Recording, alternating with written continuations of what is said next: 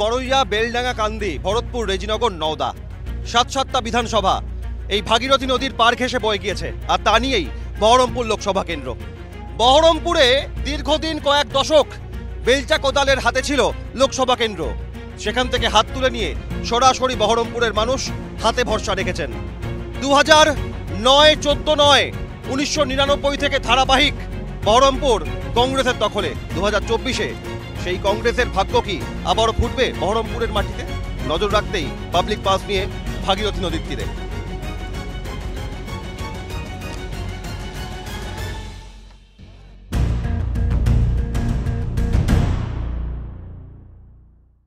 ভাগীরথীর বুকে ক্যামেরায় জ্যাকি সিং এর সঙ্গে আমি অভিক বসু। পাবলিক পাস নেব বহরমপুর লোকসভা কেন্দ্রের।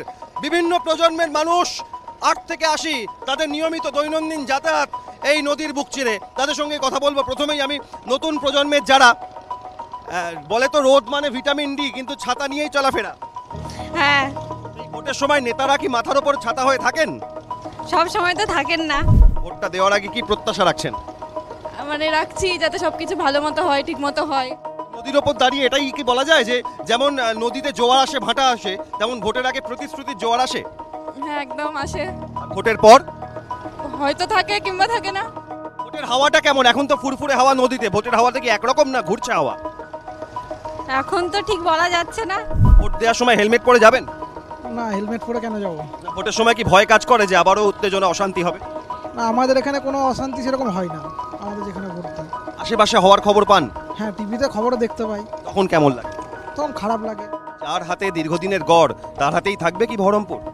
সেই সমীক্ষাটা তো আমি বলতে পারছি না। লড়াই হাড্ডাহাড্ডি? হ্যাঁ, সে তো হবেই। ভোট মানেই তো লড়াই।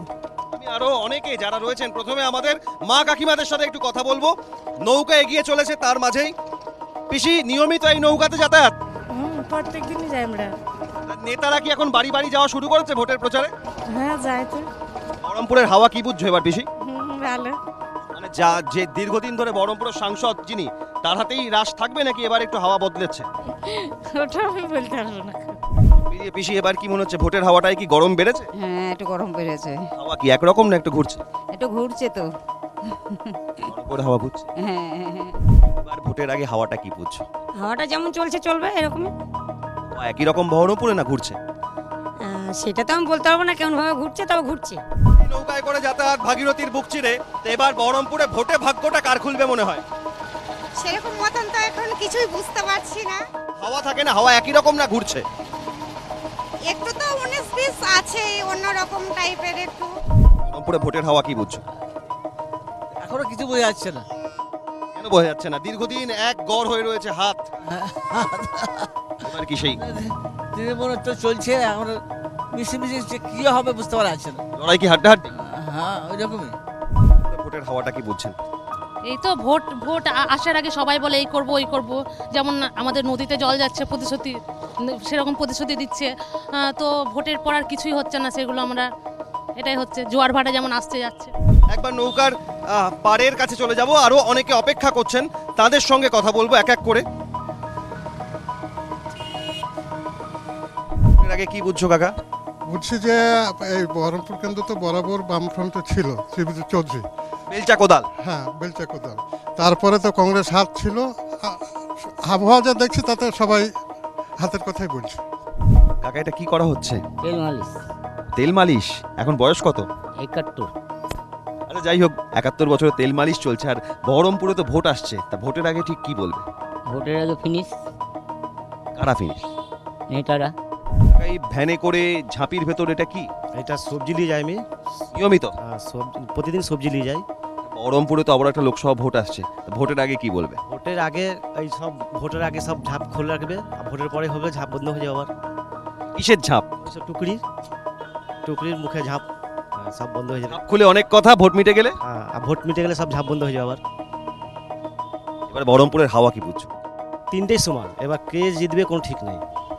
তিনটে কে কে? কংগ্রেস, কংগ্রেস, বিজেপি আর তৃণমূল। বহরমপুরে তো দীর্ঘদিন ধরে একটা গড়, সেই গড়টা কি এবার অক্ষুণ্ণ আছে? না, সেটা এখন নেই। অনেক রকম বলছে যে এরকম আসবে, এরকম করে দেবো, এরকম করে দেবো। যে ভোটটা যে হয়ে যায় তখন সব উল্টে চেঞ্জ হয়ে যায়। তখন গড় এবার কার দখলে বহরমপুরের? গড় এবার বলতে এখন বিজেপির দখলে এখন বেশি একটা মনে হচ্ছে। আমি হঠাৎই একটু স্কুটি দাঁড় করিয়ে দিলাম। পেশায় কি করা হয়? আমি ইন্স্যুরেন্স সেক্টরে আছি। আপনি? আমি ওই তো আইটি সেক্টরে, ইনকাম ট্যাক্স। এই আই আর মানুষের এই আই মানে চোখ, মানুষের চোখে বা বহরমপুর, সেখানে কি বুঝছেন একটা ভোটের আগে হাওয়াটা? এখনো তো বলা তো মুশকিল, এখানটাই বলাটা মুশকিল বহরমপুরে ভোটে কি হবে না হবে, কিন্তু এখন অবধি বহরমপুর শান্তশিষ্ট ভালো জায়গা হয়ে আছে, জানি না কি হবে এরপরে। ইন্স্যুরেন্স মানে বীমা, তা মানুষের হয়ে কি নেতারা অনেক কথা বলে, মানুষের বীমা হয়ে কোনো দল কাজ করে? বহরমপুরে তো হয় কাজ, বহরমপুরে হয় না তা না, বহরমপুরে কাজ হয়। দীর্ঘদিনে একটা গড় বহরমপুর, একসময় আরএসপি টানা ছিল, আবার টানা কয়েক দশক কংগ্রেস, সেটা কি এবার ভেঙে নতুন কোনো সমীকরণ দেখছেন নাকি একই রকম মনে হচ্ছে? আমার তো একই রকমই মনে হচ্ছে। বহরমপুরের মানুষ মানে এক্সপেকটেশন একটা জায়গাতেই থাকে, বহরমপুরের মানুষ অন্য জায়গায় যেতে চায় না, যেখানে থাকার কথা সেখানেই থাকে। এখন দেখা যাক কি হয়, কারণ এর আগেও তো অন্য রেজাল্ট বেরিয়েছিল, এবারও বেরোবে না কে বলতে পারবে, বেরোতেই পারে। টোটো কত বছর চালাও? 7 বছর। 7 বছর? মানে আর 7 দশক ধরেও তো বহরমপুর লোকসভার ভোট হয়, এবারে এই 24-এর আগে ভোটের হাওয়াটা কি বুঝছো? ওই ঘূর্ণিঝড়ের মতো ঘুরপাক খাচ্ছে। একতরফা নেই হাওয়া? না। নেতারা এখন আসছে, সে কি বলছে? আচ্ছা, এই নেতারা এখনো আসবে, এখনো ভোটের আবহাওয়া দেখাবে, দিয়ে আবার ভোট পেরিয়ে গেলে তখন চুপ, আর কোনো কথা নেই। স্থাপিত 1853, মুর্শিদাবাদের বহরমপুরের কৃষ্ণনাথ কলেজ, ভেতরে নবীন প্রজন্ম, তারা পঠন পাঠন পড়াশোনার মধ্যে রয়েছে। আর অদ্ভুত ব্যাপার, কলেজের ঠিক গেটের সামনে প্রবীণ প্রজন্ম, যারা বর্ষিয়ান মানুষ, তারা একসঙ্গে বসে আড্ডা দিচ্ছেন, সামনে মন্দির রয়েছে। সবার সাথে আমি একটুখানি কথা বলতেই চলে এলাম। আমি প্রথমেই জিজ্ঞেস করি, এখন বয়স কোথায়, কোন কোঠায় পৌঁছেছে? আমি এখন 77। 77। আর বাংলায় 1977 সালটা খুব সিগনিফিকেন্ট ছিল। যাই হোক, নির্বাচন আসছে 2024-এর লোকসভা নির্বাচনের আগে, ঠিক কি বলবেন বহরমপুরের হাওয়া? ভোট যেমন হয় হবে আর কি। পেশায় কি করতেন? পেশায় শিক্ষকতা করতাম। নির্বাচনে অংশগ্রহণ করেছেন তো বহুবার? নির্বাচনে অংশগ্রহণ করেছি, কিন্তু আমি নোটায় ভোট দিয়েছি। কারণ কি? আক্ষেপ? কারণ হচ্ছে যে এই যে আমরা ভোট দিয়ে যাদের নির্বাচন করলাম, হ্যাঁ, তারা তো একবারই আসবে, তারপর তো আসবে না, দেখাশোনাও হবে না কিছু। আর দ্বিতীয়ত প্রশ্ন হচ্ছে যে আমরা নির্বাচন করে এখন যা অবস্থা, নির্বাচন করে যাকে নির্বাচন করলাম সে কিছুদিনের মধ্যেই দল বদল করে অন্য দলে চলে গেল, সেখানে ভোটার হিসাবে আমরা বঞ্চিত হচ্ছি, আমরা ডিপ্রাইভড হচ্ছি, আমরা কি বলবো, বিশ্বাসঘাতকতার অজুহাতে তাদের বিরুদ্ধে কোনো জনস্বাস্থ্য মামলা হয় না, হ্যাঁ, তারা কিন্তু হয়ে যায়, এই আমাদের সংবিধান। বহরমপুরে 2024-এ এসে কি মনে হচ্ছে ভোটের আগে?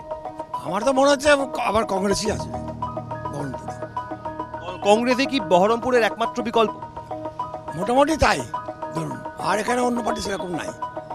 2019 বা 14 লোকসভা নির্বাচনে একটা বিষয় দেখা গিয়েছিল, কংগ্রেস সাংসদ পেলেও কিন্তু অধীর রঞ্জন চৌধুরীর ভোট শতাংশ ক্রমশ কম ছিল, 55 থেকে 50, 50 থেকে 45। এই পরিস্থিতির কারণ কি বহরমপুর? বিভিন্ন পার্টির মাথা চাড়া দেওয়া উঠা আছে, তারপরে ভোট ভাঙাভাঙির এইসব ব্যাপারগুলো কিছুটা আছে। বহরমপুরের মাটিতে এবার লোকসভায় লড়াইটা কংগ্রেসের সঙ্গে তাহলে কাদের হবে মূলত, বিজেপি না তৃণমূল? বিজেপি তৃণমূলেরই হবে, কংগ্রেসের এখানে কোনো মনে হয় স্থান থাকবে না। আপনার কি অভিমত? আমি তো দাদা গাড়ি ধোয়ার কাজ করতাম, আমি আর কি বলবো। আমি ভোটের আগে মানুষ যা প্রতিশ্রুতি পায়, ভোটের পর সব কি ধুয়ে মুছে সাফ হয়ে যায়? হ্যাঁ, ধুয়ে মুছে, আমার তো কাজওয়ালা কাজ করতাম, আমি তো কিছু পেতাম না। ভোটের আগে ঠিক হাওয়া কি বুঝছো? হাওয়া তো বোঝা যাচ্ছে, কিন্তু বলা যাবে না দাদা। কেন? ভয় ভয় ভয়, পাশে ভোট নষ্ট হয়। বহরমপুর লোকসভা কেন্দ্রের পাবলিক পালসে এটা স্পষ্ট, দীর্ঘদিন ধরে আরএসপির গড় অর্থাৎ কোদাল বেলচার হাতে বহরমপুর থাকলেও 1999 থেকে টানা কংগ্রেসের দখলে, হাতে ভরসা ছিল। কিন্তু 2024-এর লোকসভা নির্বাচনে 2019 বা 14-এ যেভাবে বিরোধীরা কিছুটা থাবা বসিয়েছিল ভোট ব্যাংকে, সেখানে 24-এও লড়াইটা হবে হাড্ডাহাড্ডি। আর অনেকে বলছেন বহরমপুরের গড়, সেই গড়ে থাবা বসাচ্ছে এবার অনেকেই। সব মিলিয়ে 2024-এ বহরমপুরের লড়াই হবে জমজমাট, এটাই পাবলিক পালসে স্পষ্ট। বহরমপুর থেকে পাবলিক পালস নিয়ে ক্যামেরায় জ্যাকি সিং এর সঙ্গে অভিক বসু, ক্যালকাটা নিউজ।